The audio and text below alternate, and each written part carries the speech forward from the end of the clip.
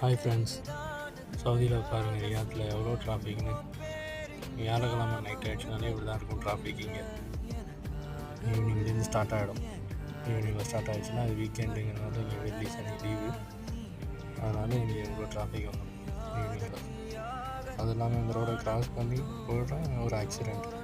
4 வண்டி ஒரே மாதிரி இடிச்சிருக்கு முன்ன பின்ன.